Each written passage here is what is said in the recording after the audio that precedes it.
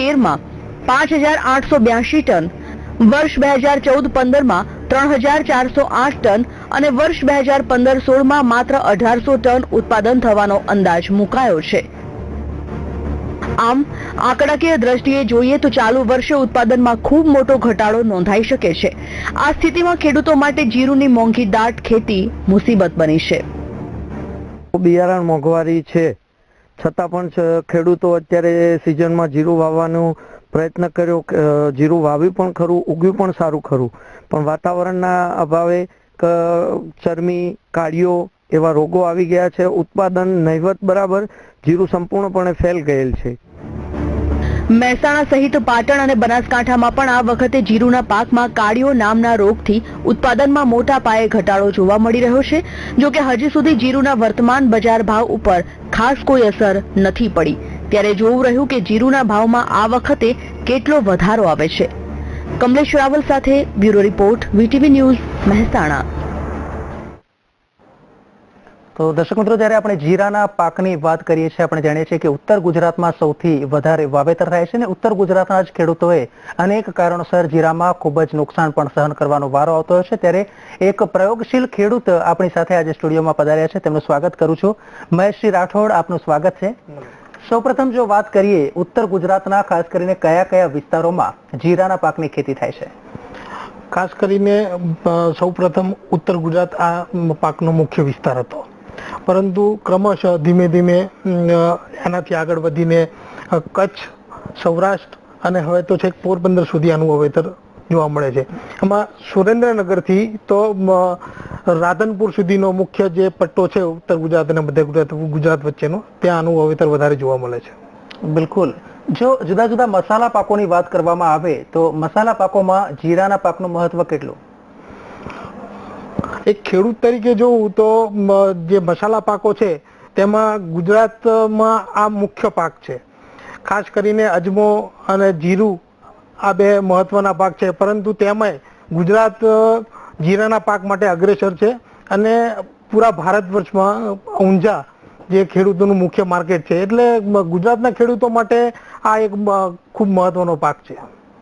બિલકુલ, ચોક્કસથી આપણે મહત્વનું કહી શકાય. રવિ પાક જો આપણે વાત કરીએ તો તેમાં રવિ પાકના મસાલા પાકની જ્યારે વાત કરીએ ત્યારે જીરું સવિશેષ મહત્વ ધરાવે છે.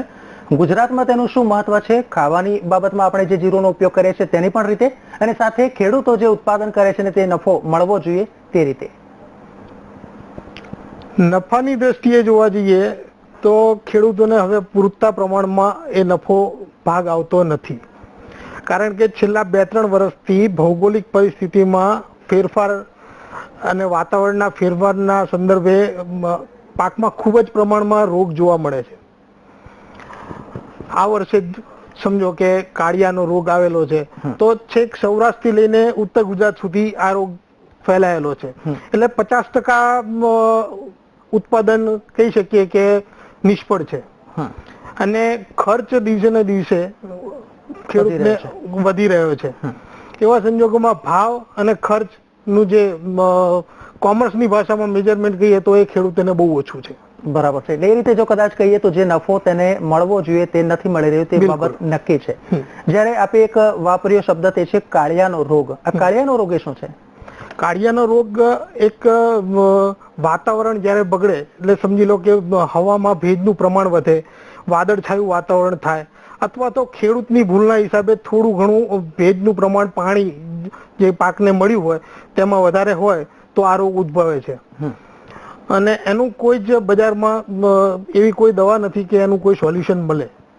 ખેડૂતો વાપરે છે દવાઓ, પણ એનો કોઈ કંટ્રોલ હજુ સુધી છે નહીં. એટલે એ દવા એને આપણે કહીએ કે જે પૂરતો ઈલાજ થવો જોઈએ તે પ્રમાણે અસરકારક સાબિત નથી થઈ, અને એ પણ કદાચ કહીએ કે દવાનો પણ ઉપરથી ખર્ચ વધે છે એવું કહી શકાય. હા, ચોક્કસ. કાળિયાની દવા છે એવું કહીને બજારમાં આ દવાઓ વેચાય છે, પરંતુ જે ખરેખર આ પાકને બચાવી શકતી નથી અને એ ખેડૂતને ખોટો વધારાનો ખર્ચ એડ ઓન થાય છે. બિલકુલ, ઉપરથી ખર્ચમાં વધારો થાય છે એટલે નફામાં પણ ઘટાડો થાય છે કહી શકાય. હમણાં આપણે વાત કરી કે વાતાવરણની પણ તેટલી જ અનુકૂળતા હોવી જરૂરી છે. અનુકૂળ વાતાવરણની જ્યારે વાત કરીએ તો પછી પ્રતિકૂળ વાતાવરણ કોને કહેવાય? પ્રતિકૂળ વાતાવરણ એટલે કે વધારે પડતી ગરમી, વધારે વાદળછાયું વાતાવરણ, ઠંડકનો અભાવ અને સાથે સાથે ઝાકળ, જે મુખ્ય જીરાના પાક માટે મહત્વની વાત છે. ઝાકળ એના પાકના પરિપૂર્ણ અવસ્થાના સમયમાં જો ઝાકળ પડે તો એ પાકને ખૂબ જ પ્રભાવિત રીતે રોગની અવસ્થામાં લાવી શકે છે. જી બિલકુલ, અને એ રીતે પણ તે અવસ્થા આવી જતી હોય છે. દર્શક મિત્રો, આપણે ખાસ જણાવવાનું કે જ્યારે આપણે જીરાના પાકની વાત કરીએ છીએ, જીરાના જુગાડની વાત કરીએ છીએ, કારણ કે ઘણી વાર એવું આપણે જોવામાં આવે છે કે ખેડૂતો જે મહેનત કરે છે તે પ્રમાણમાં તેને ફળ નથી મળતું. એના અનેક પરિબળો છે, અનેક કારણો છે. ત્યારે વૈજ્ઞાનિક દ્રષ્ટિકોણથી જો વાત કરીએ તો શું થઈ શકે તે મુદ્દે આપણી સાથે ફોન લાઈનથી જોડાયા છે જેઠાભાઈ પટેલ, કે જેઓ નિવૃત્ત કૃષિ સંશોધન વૈજ્ઞાનિક છે. જેઠાભાઈ, વીટીવીમાં આપનું સ્વાગત છે. સૌપ્રથમ આપણે એ પૂછવા માંગીશ કે પાછલા 3 વર્ષના આંકડાની જો વાત કરીએ તો આ વર્ષે લગભગ 50% જેટલું જીરાનું ઉત્પાદન ઘટી જાય તેવી શક્યતા છે. તે મુદ્દે આપ શું કહેશો? હેલો. જી હા, એનું મુખ્ય કારણ એ છે કે આ વર્ષે જે નજીકના ભૂતકાળમાં છેલ્લા અઠવાડિયામાં જે વાદળછાયું વાતાવરણ રહ્યું અને વાદળછાયું વાતાવરણ રહ્યું, થોડું દિવસ અને રાતના ઉષ્ણતામાનમાં ફેરફાર પડ્યો અને ઝાકળ પડ્યું. એ ઝાકળના હિસાબે થોડોક આ રોગ આવ્યો છે અને એના હિસાબે ઉત્પાદન ઘટવાની શક્યતા રહેલી છે. જી બિલકુલ, જ્યારે આ પ્રકારની ઘટના બનતી હોય, ઝાકળ પડવાની ઘટના બનતી હોય, ત્યારે ખાસ કરીને ખેડૂત મિત્રોએ શું કાળજી લેવી જોઈએ? ખેડૂત મિત્રોએ ખાસ એ કાળજી લેવી જોઈએ કે આવા સમયે જીરાના પાકમાં બને ત્યાં સુધી એને પિયત ઓછું આપી દેવું, પિયતનો થોડો ખેંચવું, પિયત આપવું નહીં. અને જીરાનો પાક છે એ સામાન્ય રીતે આપણે જે પિયત પાકો હોય ને, જી કે ઘઉં છે કે રચકો છે કે બીજા પિયત પાકો હોય, એની નજીક જીરાનો પાક નહીં લેવો. જી બિલકુલ, એટલે તે રીતે પણ આપણે જીરાના પાકને રક્ષણ આપી શકાય છે. નજીકના વિસ્તારમાં ઘઉં છે કે રચકો છે કે રચકા બાજરી છે કે આવો બીજો કોઈ પિયત આપવાનો પાક થાય, રાયડો છે, એવા પાકમાં કોઈ ખેતી કરવી નહીં, ખુલ્લી ખેતી કરવી. જી બિલકુલ. જેઠાભાઈ, આપ અમારી સાથે જોડાયેલા રહેશો. ત્યારે જુનાગઢથી એક દર્શક મિત્ર આપણી સાથે ફોન લાઈન પર જોડાયા છે. આપનું સ્વાગત છે, આપનો સવાલ પૂછો. હેલો. હવે મેડમ, અમારે એક સવાલમાં છે કે અત્યારે આ જે પ્રોગ્રામ હું જોઈ રહી છું એથી ઉપર રેકોર્ડિંગ ચાલુ છે અત્યારે, જી, કે કાર્ય રોગ આવે છે એના માટે કોઈ દવા છે જ નહીં, પણ સરકારે એની જાહેરાત કરી છે કે કાર્ય રોગ આવે તો કોઈ પણ જંતુનાશક દવા નથી ને આ રોગનો કોઈ કંટ્રોલ થાય એમ નથી. અત્યારે પ્રોગ્રામમાં એવું કહેવામાં આવ્યું. તો બહારના એકડો વાળા દવાઓ વેચે છે તો એના માટે તમે કાર્યવાહી કરો કે ન કરો એમ? બિલકુલ જેઠાભાઈ, જે સવાલ છે તે એ છે, મહત્વનો સવાલ છે. એમ કે છે કે કહેવામાં આવે છે કે આની કોઈ દવા નથી, કાળિયા જેવા જે રોગ છે તેની કોઈ દવા નથી, તો પછી દવા વેચવા વાળા કઈ રીતે તેને વેચે છે? એક મિનિટ, એમાં ખરેખર શું છે કે ખેડૂતે પેલા એ જ રોગ અને જીવાત બે વસ્તુ જુદી કરવાની જરૂર છે. ખેડૂતો એના વિશે બહુ અજ્ઞાન હોય છે, ઘણી વખત જીવાત શબ્દ વાપરે, રોગ વાપરે, પણ આ રોગ છે અને એની દવા આવેલી છે. એની દવા ડાયથેમિન 45 છે, ગંધક છે, કાર્બેન્ડેઝિમ છે. આ દવાઓ આપણે એને ઉપર છોટીએ તો રોગનું પ્રમાણ ઘટાડી શકાય. જી બિલકુલ બિલકુલ બિલકુલ. જેઠાભાઈ, જે પ્રમાણે સમગ્ર આ ચર્ચા છે તેમાં મહત્વનો એક પ્રશ્ન એ પણ આવે છે કે જ્યારે ખેડૂત આટલું સિંચાઈ પાછળ ખર્ચ કરે છે, આટલી મહેનત કરે છે, સારું બિયારણ વાપરે છે અને છતાંય તેનો પાક નિષ્ફળ જાય, ત્યારે ખાસ કરીને દવાઓ કયા પ્રકારની શોધાવી જોઈએ? દવાઓ જે છે આ બધી, જે કોઈ પણ વસ્તુ હોય ને દવામાં જે એનું જે મૂળ તત્વ અગત્યનું છે. જી. અને એ મૂળ તત્વ છે ગંધક. ગંધકનો તમે છંટકાવ કરો એટલે એ કાર્ડિયો રોગ ઓછો આવે અથવા તો પ્રમાણ ઘટી જાય એનું. અને કોઈ એકલ દોકલ જોવા મળતું હોય એમાં શું છે કે દવા છોટવામાં કંઈક આગા પાછી થયું હોય અથવા તો દવા પૂરતી છંટાઈ ના હોય તો કોઈક જગ્યાએ એવો આવી જાય. બાકી ગંધક છે ને, ગંધક એવું જે જે દવાઓ બજારમાં મળે છે રોગ માટેની, જ્યારે કે ડાયથેમિન 45 છે, કાર્બેન્ડેઝિમ છે, આ દવાઓ બધી બજારમાં મળે છે. એ દવાઓ છાંટવાથી, સમયસર છાંટવાથી રોગનું પ્રમાણ ઘટી શકે છે. જી બિલકુલ. જેઠાભાઈ, આપ અમારી સાથે જોડાયેલા રહેશો. ફરી એકવાર મહેશજી આપની પાસે આવવા માંગીશ. જ્યારે આટલી રસપ્રદ ચર્ચા છે કે જીરાના પાકમાં અત્યારે ખરેખર ખેડૂતો માટે પ્રશ્ન એવો આવ્યો છે કે એક બાજુ ખર્ચ કરે છે, બીજી બાજુ જે વળતર જોઈએ તેવું નથી મળતું. ત્યારે ખાસ કરીને જમીનની વાત કરીએ તો જમીન કેવા પ્રકારની હોવી જોઈએ? જમીન મુખ્યત્વે કાળેતર અને ગોરાડું, આમાં આ પાક સારો થાય છે. પરંતુ એ જ વસ્તુ છે કે જે ભેજના હિસાબે કાળિયાનો રોગ આવે છે તે કાળેતર જમીનમાં વધારે ભેજ સંગ્રહ શક્તિના હિસાબે આ રોગ વધારે જોવા મળે છે. ત્યારે રેતાળ પ્રકારની જમીનમાં ભલે થોડું ઉત્પાદન ઓછું મળે પણ ત્યાં આ રોગની સંભાવના ઓછી રહેલી છે. એટલે ઓછા ઉત્પાદનમાં આ રોગ ના આવે ત્યાં સારી રીતે આ પાક લઈ શકાય છે વગર રોગે. અને ગોરાળુ જમીનમાં પણ ઉત્પાદન મળે જ છે જી, પણ એમાં ખર્ચ થોડોક ઓછો રહે આવે સ્વાભાવિક રીતે. આમ બધા જ પ્રકારની જમીન જીરાના પાકને માફક છે, પરંતુ મુખ્ય છે જે વાત એ વાતાવરણની છે. સમજી લો કે આના જ પાક આપણે ઉત્તર ગુજરાત અને મધ્ય ગુજરાતના થોડાક ભાગોમાં લઈ શકીએ, જે દક્ષિણ ગુજરાતમાં આપણે આ પાક ન લઈ શકીએ. બિલકુલ, આપની વાત બિલકુલ સાચી છે. આગળ વાત કરીએ તો એક દર્શક મિત્ર આપણી સાથે વિરમગામથી જોડાયા છે, પ્રવીણસિંહ. પ્રવીણસિંહ, આપનું સ્વાગત છે, આપનો સવાલ પૂછો. સવાલ એ છે, મારું જીરું 90 દિવસનું થયું છે જી, અને આમાં યામફાલ એટલે કે કાળા ધબ્બા પડવાની અસર ચાલુ છે. હેલો, હા જી, બિલકુલ બિલકુલ બિલકુલ.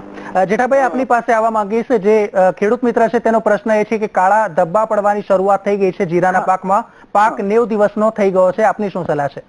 હા, એ આ કાળિયાનો રોગ આવે છે, ચરમીનો રોગ આવે એ જ છે, આ બીજો કઈ નથી. કાળા ધબ્બા પડે અને આ ક્યાં પડે કે પેલા ખેડૂતો જયારે ખેતી કરે ત્યારે જીરાના વાવેતર માટે ક્યારા બનાવે ત્યારે બિલકુલ સમતળ ક્યારા બનાવવા જોઈએ, એક સરખા. જો કોઈ જગ્યાએ પાણી ભરાય નહીં એવું જોઈએ. હવે જ્યાં ધબ્બા પડી જાય એમાં જ્યાં જ્યાં જ્યાં જ્યાં પિયત આપીને પાણી ભરાઈ જાય એ ત્યાં આગળ થોડું ઝાકળનું પ્રમાણ વધી જાય એટલી જમીનમાં, અને ત્યાં કાળા ધબ્બા પડી જતા હોય છે. એટલે આમાં વધારે મહેનત તો ક્યારે છે જમીનની તૈયારી કરતી વખત કરવાની, કે જમીન બિલકુલ જે આપણે ક્યારા બનાવીએ એકદમ સમતળ અને સરખા નાના ક્યારા બનાવવા. પાણીનો ભરાવો બિલકુલ થવો ન જોઈએ કોઈ પણ જગ્યાએ. તો જ આમાં તમે જે કાળા ધબ્બા જે ચરમી રોગ આવે છે એ તમે ઘટાડી શકો. બિલકુલ, એટલે આ એક ઉપાય છે કે કાળિયાનો જો રોગ છે તેનું પ્રમાણ છે તે ઘટાડી શકાશે. જેઠાભાઈ, આપ પણ અમારી સાથે જોડાયેલા રહેશો. મહેશજી, આપ અમારી સાથે છો. દર્શક મિત્રો, આપને કોઈ પ્રશ્ન હોય જીરાને સંબંધિત તો આપ ચોક્કસથી અમને કોલ કરી શકો. મળીએ આ બ્રેક બાદ.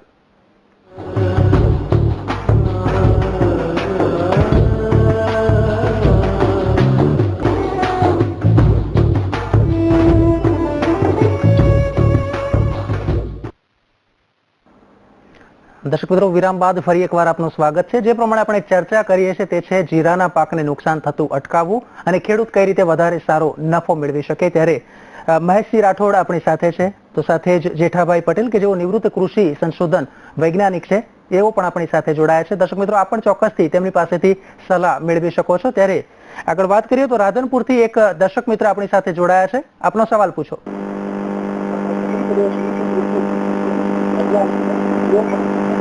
રાધનપુરથી કનુભાઈ આપણી સાથે જોડાયા છે. કનુભાઈ, આપનો સવાલ પૂછો. હેલો, હાજી સર, મારે જીરામાં ઈયળ પડી છે બહુ, તો એના માટે કઈ દવા વાપરવી? જી, આપનો અવાજ ખૂબ ધીમો આવે છે કનુભાઈ. જી બિલકુલ, જી બિલકુલ. જે પ્રમાણે વાત કરી રહ્યા છે જે દર્શક મિત્ર કહે છે તે સવાલ એ છે કે ઈયળ પડી રહી છે તેમની જે જીરું છે તેના માટે શું કાળજી લેવી?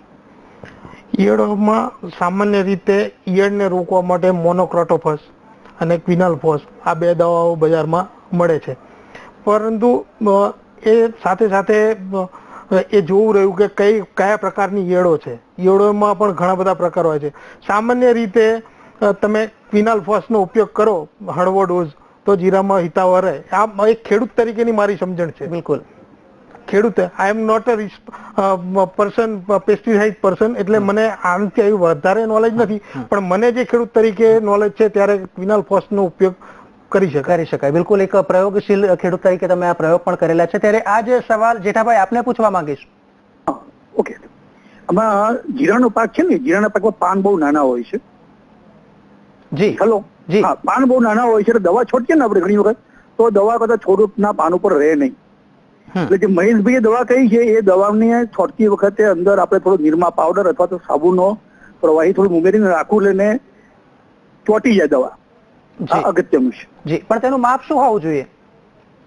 એમાં સામાન્ય સૂચ પ્રમાણે તમે 2 થી 3 ગ્રામ જેવો તમે એક પંપમાં તમે પાવડર નાખો, નિરમા પાવડર મળે, વોશિંગ પાવડર, કોળો ધોવાનો પાવડર મળે, એ નાખો તો એ તમને દવા ચોંટવામાં છોડ ઉપર દવા છે એ ટકી શકે. બાકી પાન નાના હોય છે તમે દવા છોટો દઉં છે, મોટા ભાગની દવા ફટાફટ તમે છોટી રહો અને જમીન પર પડી જાય છે. બાકી એમને જે ક્વિનાલફોસ અને મોનોક્રોટોફસ કહી છે એ દવા અસરકારક છે અને બહુ વધુ પડતી મોંઘી દવાઓ છોટવાની જરૂર નથી આમાં જીરામાં, કારણ કે એટલું બધું નુકસાન કરશે નહીં યાર. છતાં પણ આ બે દવાઓ કંટ્રોલ આવી શકશે, નિયંત્રણ આવી બિલકુલ આ દવાથી નિયંત્રણ આવી જશે. ત્યારે જેઠાભાઈ એક મહત્વનો બીજો સવાલ એ છે કે બિયારણની જો વાત કરીએ તો ખાસ કરીને જીરાની ખેતીમાં કયા પ્રકારનું બિયારણ પસંદ કરવું જોઈએ? હા, જીરાની ખેતીમાં શું છે કે તમારે વિશ્વાસપાત્ર જીરું કંપની પાસેથી જે વિશ્વાસપાત્ર જેની ઉપર ટેગ મારેલી હોય અને તમને અનુભવે વિશ્વાસ પડતો કે ભાઈ નહીં આ કંપનીનું કે અથવા આ બિયારણની કંપનીનું દવા જીરું સારું આવે છે તે જ જીરાનો ઉપયોગ કરવો જોઈએ. ઘરગથ્થુ કે દર વર્ષે આપણે ઘરમાં જે જીરું પકવતા હોય એ જીરાનો તમે વારંવાર ઉપયોગ કરી શકો નહીં, એક. અને બીજું કે જે બજારમાં તમે જે કંપનીઓ જીરાની બિયારણનું વેચાણ કરતી હોય છે એને ટ્રીટમેન્ટ આપીને અને માવજત આપીને માર્કેટિંગ કરતા હોય છે. એટલે શરૂઆતમાં તમને એની ઉપર રોગ અને જીવાત ઓછા મળે, પણ ખેડૂતો ઘણી વસ્તુ કરતા હોય છે કે બજારમાંથી જીરું થોડો ભાવ વધારે આપવો પડે એટલે ખરીદે નહીં અને એકને એક જીરું પોતાની પાસે હોય એ વારંવાર વાપર્યા કરે તો આ જીરાનો ઉત્પાદનમાં ઘટાડો થાય, પાક એક સરખો રહે નહીં અને દર વર્ષે રોગનું પ્રમાણ વધતું જાય. બિલકુલ, જે પ્રમાણે આપણે જાણકારી આપી. આગળ વાત કરીએ તો અમરેલીથી એક ખેડૂત મિત્ર આપણી સાથે જોડાઈ ગયા છે. આપનો સવાલ પૂછો. હલો. હાજી. જીરાને હુક્કો છે, પીળો હુક્કો. જી. હલો. હાજી. જીરામાં પીળો હુક્કો છે અને ફેક્સ કચેરી બહુ આવી છે. તે દવાની કોઈ કામ જ નથી આવતી, રાહત થાય છે પણ હાવ કાબુમાં આવતી નથી. બિલકુલ. માહિતી આપો ને. હેલો જેઠાભાઈ, જે સવાલ છે તે એ છે કે સુકારાનો રોગ લાગુ પડી ગયો છે તો તેમાં ખાસ કરીને શું કાળજી લેવી જોઈએ? પહેલા સુકારાની વાત કરીએ આપણે. તો સુકારામાં શું છે કે તમે એકની એક જમીનમાં વારંવાર જીરું કરો, ખેતી કરો તો આ સુકારો છે જમીનજન્ય રોગ છે અને જમીનજન્ય રોગ હોવાના કારણે એકની એક જમીનમાં તમે જો વારંવાર જીરાની ખેતી કરો તો પ્રતિકાર શક્તિ ધરાવતી જાત હોય એમાં પણ આ રોગ આવવાની શક્યતા રહે છે. એટલે ખેડૂતોએ શું છે કે દર વર્ષે અથવા તો દર બે વર્ષે જીરાની ખેતી માટે જમીન બદલી નાખવી પડે. અચ્છા. એક. બીજું કે શક્ય તેટલું જીરું છે એ જે એના માટે હલકી જમીન લેવી. રેતાળ જમીન હોય કે ગોરાડું જમીન હોય કે જેમાં કાળી જમીનનું પ્રમાણ ઓછું હોય તો તેનું પ્રમાણ ઓછું હોય એવી જમીન જોઈએ. અને શરૂઆતથી એમાં પિયત નું પ્રમાણ ઘટાડતા જવું જોઈએ. આ જીરામાં પહેલું શું છે કે પહેલું તમે ઉગી ગયા પછી લગભગ એ લોકો 30-35 દિવસ પછી પિયત આપતા હોય છે. 35-40 દિવસ પછી પિયત આપવું પડે. જો તમે પિયત નું પ્રમાણ વધારી દો અને જમીનમાં જો તમે કાળી જમીન હોય અથવા તો જમીન તમારી સાધારણ પાણી ભરાઈ રહેવી જમીન હોય તો આ રોગ પ્રતિવર્ષ વધતો જાય. એટલે જમીન ખેતી માટેની જમીન છે એ જીરાની જમીન દર વર્ષે બદલી દેવી નાખવી પડે તમારે. જી બિલકુલ. માહિતી આપી તે પ્રમાણે જો વાત કરવામાં આવે તો આટલી કાળજી ચોક્કસથી લેવી જોઈએ તો જ આપણા પાકનું સારામાં સારું ઉત્પાદન થઈ જશે. જેઠાભાઈ, ફરી એકવાર આપ અમારી સાથે જોડાયેલા રહેશો, આપ પણ રહેશો. મહેશજી, દર્શક મિત્રો ક્યાંય જતા નહીં, મળીએ છીએ આ બ્રેક બાદ.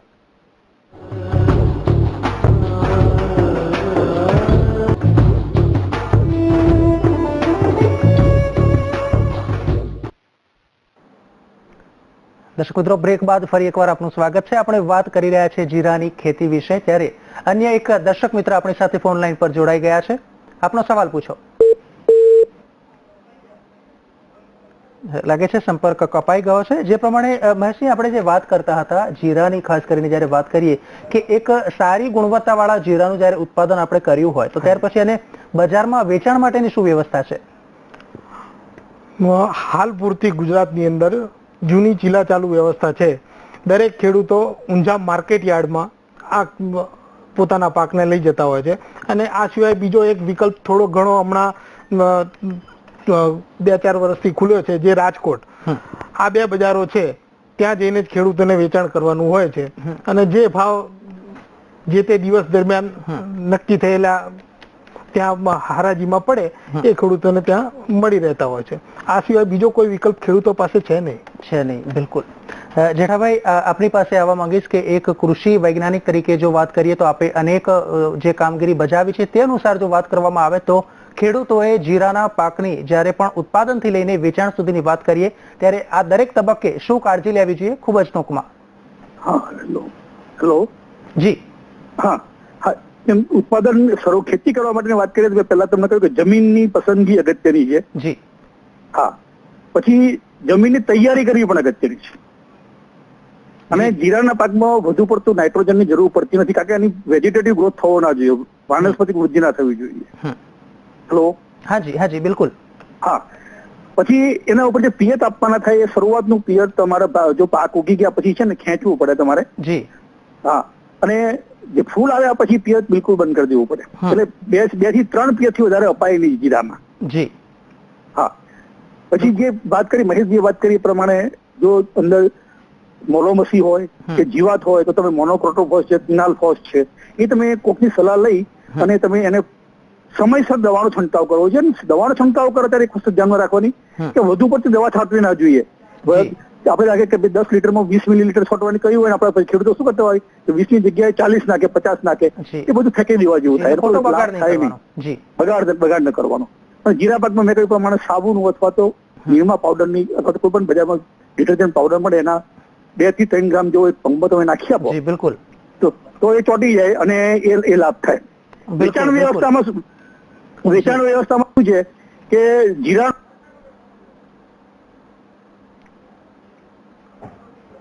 લાગે છે સંપર્ક કપાઈ ગયો છે. તો જેઠાભાઈ પટેલ, આપે જે માહિતી આપી ખાસ કરીને ચોક્કસથી જે ખેડૂત મિત્રો છે કે જેઓ જીરાનું વાવેતર કરે છે એમને ચોક્કસથી ફળદાયી નીવડશે, તેમને ઉપયોગી નીવડશે. તો સાથે જ મહેશજી, આપ પણ સ્ટુડિયોમાં પધાર્યા, તો આપનો પણ ખૂબ ખૂબ આભાર જે આપે માહિતી આપી, કારણ કે આપ એક પ્રયોગશીલ ખેડૂત છો ત્યારે આપના અનુભવોનો પણ આપે નિચોડ આપ્યો છે, તે બદલ આપનો પણ આભાર. જેઠાભાઈ, આપનો પણ આભાર. દર્શક મિત્રો, અમને આશા છે કે ખેતી કાર્યક્રમનો આ એપિસોડ આપને ગમ્યો હશે. ચોક્કસથી ઘણી બધી જીરાને લગતી માહિતી પણ આપને પ્રાપ્ત થઈ હશે, અને જે ખેડૂત મિત્રો જીરાની સારી એવી ખેતી કરે છે તેમને પણ ખૂબ જ સુંદર માહિતી પ્રાપ્ત થઈ હશે. ખેતી કાર્યક્રમમાં અત્યારે બસ આટલું જ. રજા આપશો. નમસ્કાર.